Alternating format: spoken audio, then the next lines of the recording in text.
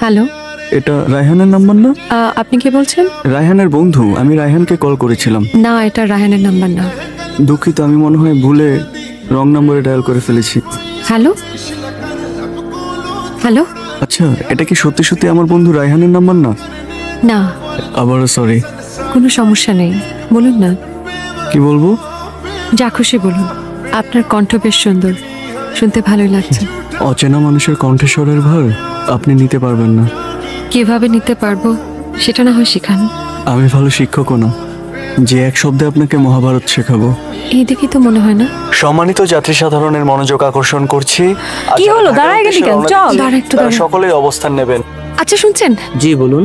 অ্যানাউন্সমেন্টটা হচ্ছে, এটা কার ভয়েস? ওনার নাম হাসান।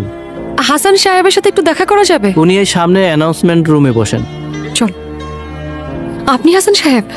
উনি তো লাঞ্চে কোয়ার্টারে গেছেন, সামনে স্টাফ কোয়ার্টার।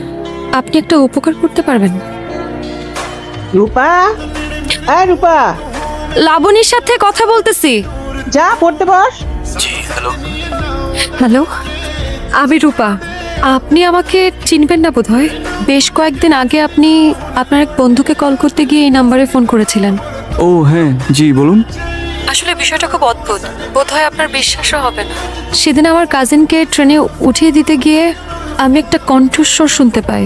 আমি নিশ্চিত এই কণ্ঠস্বর আপনার, তাই ভাবলাম আপনাকে একটা কল করি।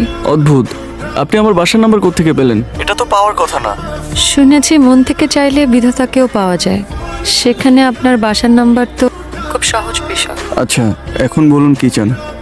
যদি বলি আপনার কণ্ঠস্বর শুনে আপনাকে দেখার খুব ইচ্ছে হচ্ছে, তাহলে কি খুব অন্যায় হবে? মানুষ দূর থেকে সুন্দর, কাছে টেনে একদম সুন্দর বানাতে চাচ্ছে। রাত অনেক হয়েছে, ভালো থাকুন। Hello hello,